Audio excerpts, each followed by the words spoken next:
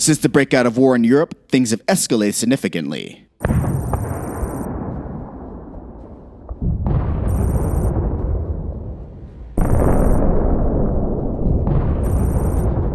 Declaration of the annexation of 4 regions in eastern and southern Ukraine signals the onset of a new and highly dangerous phase, one that American officials and analysts fear could escalate to the use of nuclear weapons for the first time in 77 years.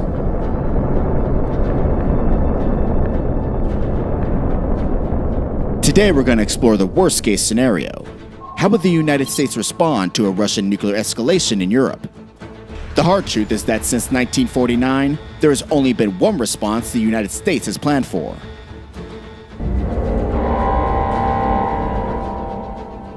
It's Major Attack Option 1.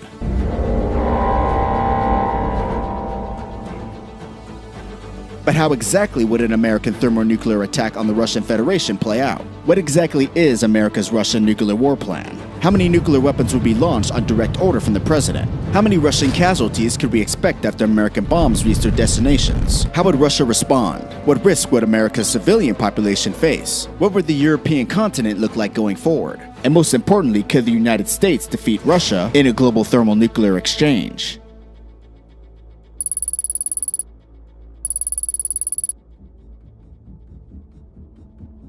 When people imagine a nuclear war, the first thing that comes to mind is large cities like Los Angeles and Moscow being incinerated in a blaze of nuclear hellfire. While this would definitely be a likely outcome, the reality is that around 70% of the 1,800 nuclear warheads currently deployed by the United States aren't aimed at large cities, but instead at an enemy country's nuclear forces. To better understand this, we first need to take a look at America's current strategic nuclear war plan, also known as the Single Integrated Operational Plan, or SIOP. First drawn up in 1950, the SIOP focused primarily on the Soviet Union. While today most of the weapons in the war plan still target Russia, other countries such as China, North Korea, India, and Pakistan are included as well. In this video, we'll take a look at a nuclear exchange with the only nuclear power comparable to the United States, the Russian Federation. This portion of America's nuclear war plan is called Major Attack Option 1. Major Attack Option 1 is the most demanding attack option available to the president. Should the Commander-in-Chief order Major Attack Option 1, the resulting attack would consist of over 1,000 warheads. Major Attack Option 1 is divided into 2 attack options. The counterforce attack plan targets Russia's nuclear forces, while the counter-value attack plan targets Russian civilian population centers and economic infrastructure, assets that Russia inherently values.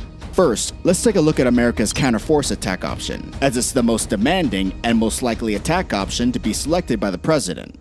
The counterforce portion of Major Attack Option 1 targets Russia's nuclear forces, including ICBM silos, road mobile ICBMs, submarine bases, primary airfields, nuclear storage facilities, design and production complexes, and critical military command and control facilities. The first and most important target in Major Attack Option 1 is Russia's silo-based ICBMs. Russia has 126 operational ICBM silos distributed throughout 4 missile fields. The 28th Guards Missile Division at Kazilsk with 20 ICBM silos, the 60th Guards Missile Division at Tatashevo housing 60 ICBM silos, the 13th Missile Division at Dombrowski with 24 ICBM silos, and the 62nd Missile Division at Yuzhe with 22 silos. Russia's land-based ICBM force consists of 4 missiles. 46 SS-18 Satans armed with 1 or 2 800-kiloton MIRV warheads per missile. 2 SS-19 Mod 4s armed with 1 550-kiloton hypersonic glide vehicle warhead per missile. 60 SS-27 Mod 1s armed with 1 800-kiloton warhead per missile. And 18 SS-27 Mod 2s armed with up to 4 550-kiloton MIRV warheads per missile. When launched, these missiles travel at speeds of over 16,000 miles per hour, have ranges of up to 10,000 miles, and typically reach their target or targets in around 30 minutes.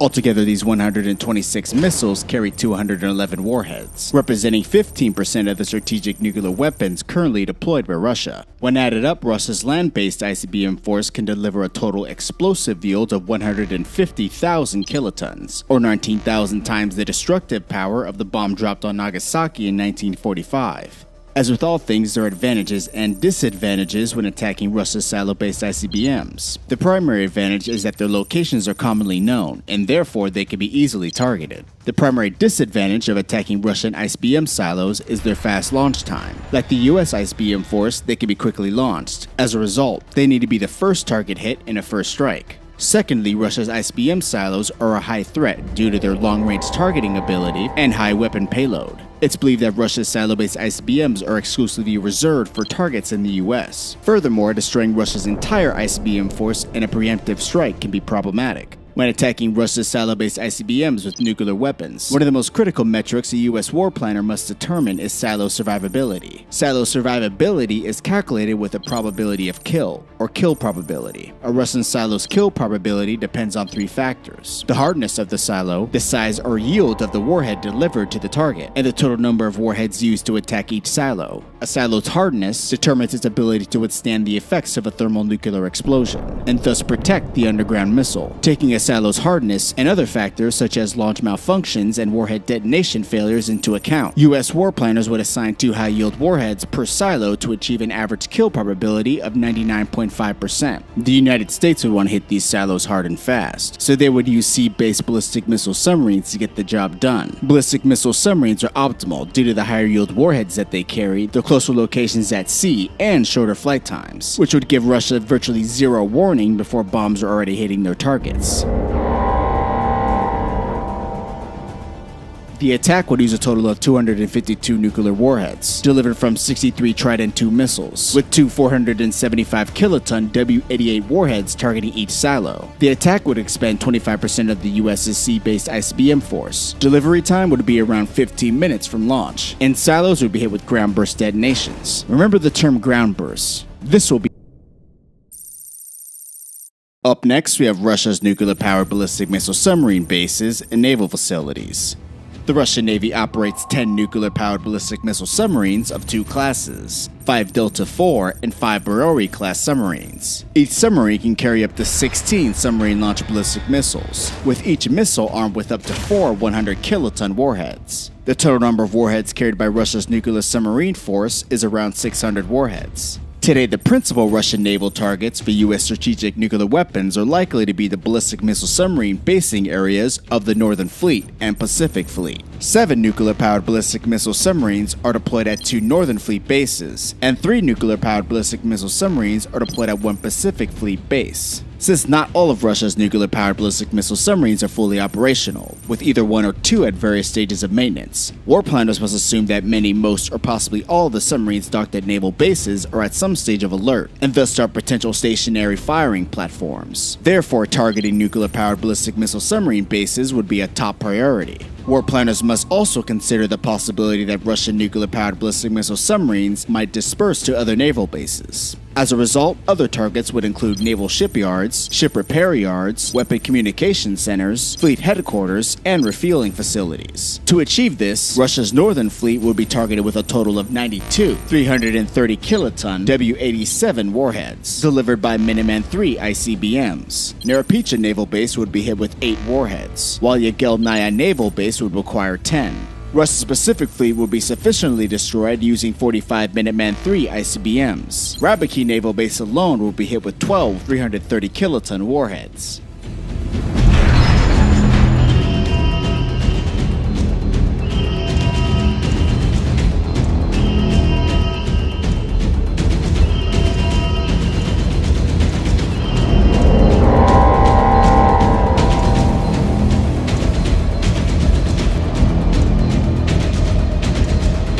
A total of 137 Minuteman III ICBMs will reach their naval targets within 30 minutes after launch, with a near 100% predicted kill rate, using ground bursts.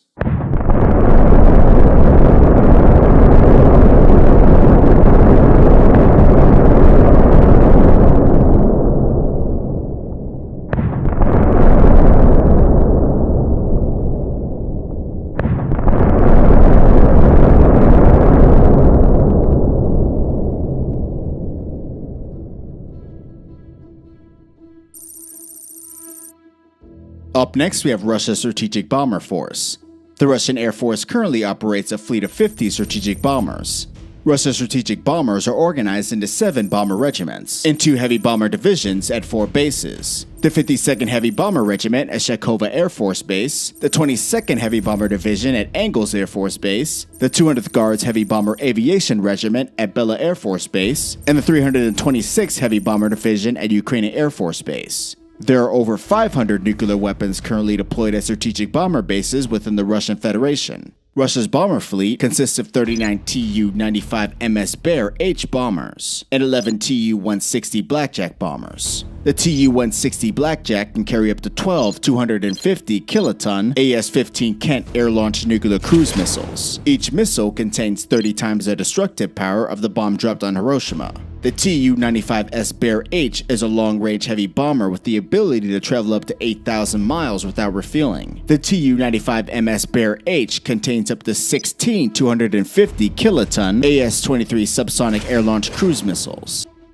The main threat to the United States posed by Russian bombers lies in the AS-15 Kent and AS-23 air-launched nuclear cruise missiles that they carry, as it's generally understood that today the chance of Russian bombers penetrating US airspace to drop gravity bombs is near zero. These air-launched nuclear cruise missiles have a range of over 2,400 miles and can be launched just outside of US airspace. When launched, the AS-23 carries its 250 kiloton nuclear warhead, reaching its target in under 2 minutes at speeds of over 16,000 miles per hour.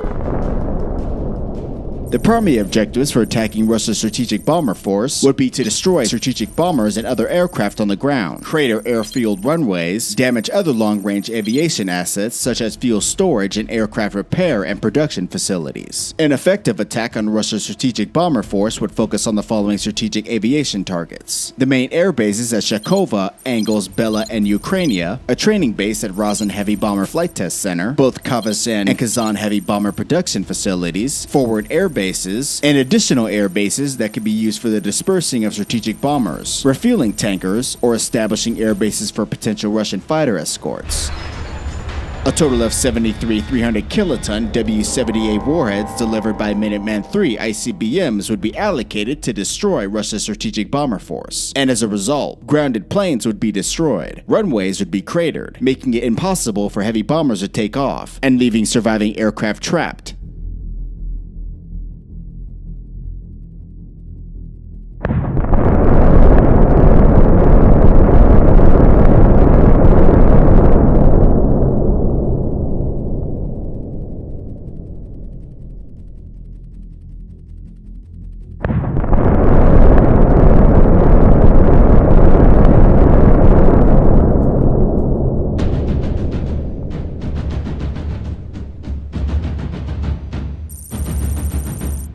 Up next, we have Russia's nuclear weapons storage facilities. While Russia has around 2,000 nuclear weapons currently deployed, it has an additional 4,000 nuclear weapons stockpiled at 13 national-level nuclear. Up next, we have Russia's command, control, and communications.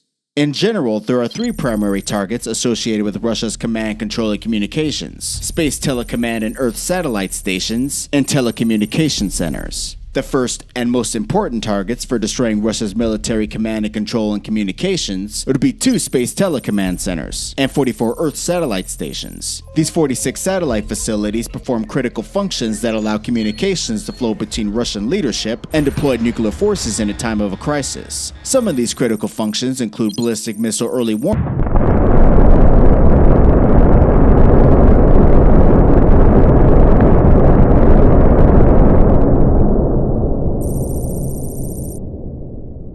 Up next, we have Russia's road mobile ICBMs. Russia's road mobile ICBM force is comprised of 180 intercontinental ballistic missiles, each mounted on a 7-axle chassis mobile launch vehicle.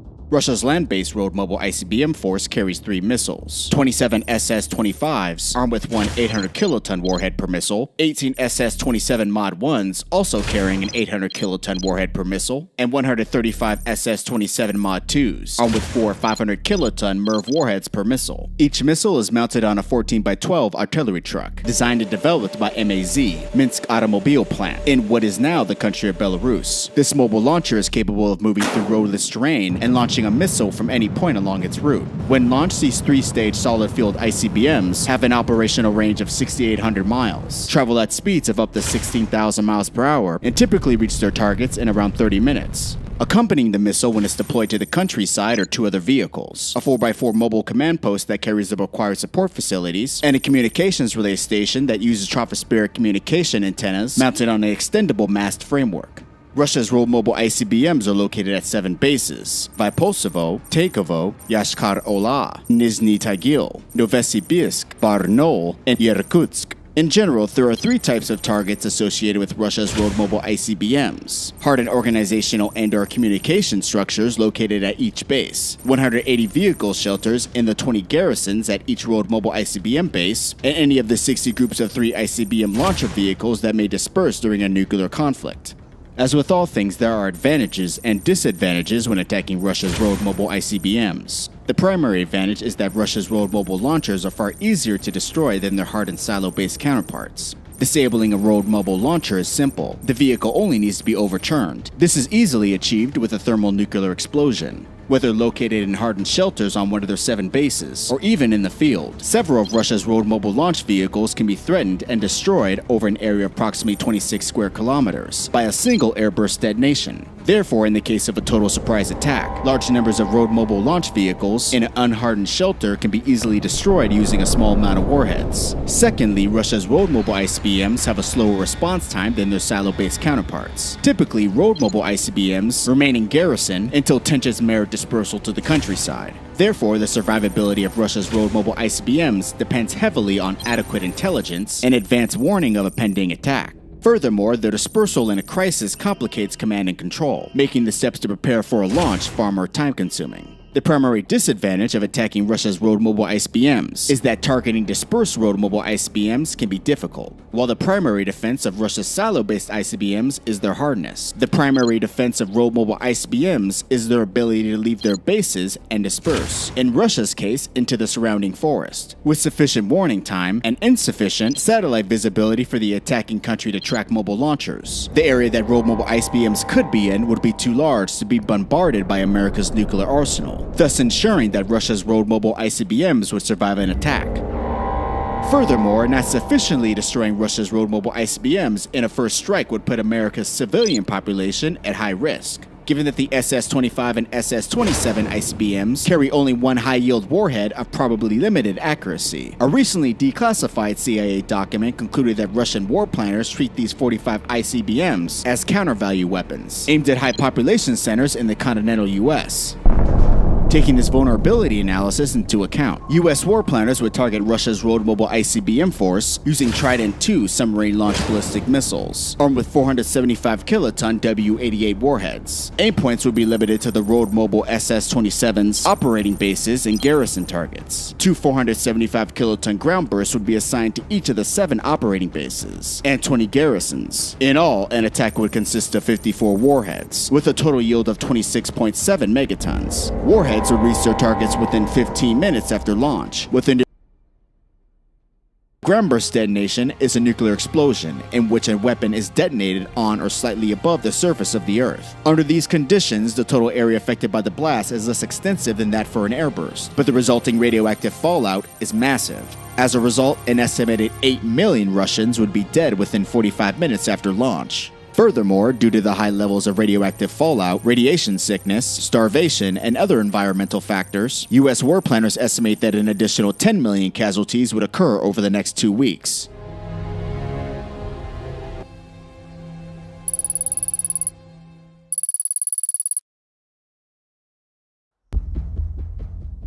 Now let's take a look at the second and most devastating portion of Major Attack Option 1, counter-value targeting. In the counter-value portion of Major Attack Option 1, the primary goal is to kill civilians and damage economic infrastructure. As such, the counter-value targeting approach prioritizes large cities and industrial centers, targets that a country inherently values. Counter-value targeting is considered easy and cheap. Cities and factories are hard to protect, easy to identify, and are stationary, meaning the technical requirements of counter-value targeting are few, as are the number of nuclear weapons the United States needs to destroy its Russian targets. Though many experts believe that the United States or or Russia would not engage in counter-value targeting in a hypothetical nuclear exchange for the following reasons. First, targeting cities just to kill civilians is extremely and plainly illegal. Ending millions of lives with the push of a button is typically frowned upon. Secondly, counterforce targeting would better achieve the goal of winning a nuclear war. While a large portion of Russia's nuclear forces would certainly survive a first strike, over time, concealed nuclear weapon delivery systems like bombers and even submarines would have to reveal themselves. As a result, the US would probably be able to take out a large portion of Russia's nuclear forces to secure a military defeat eventually.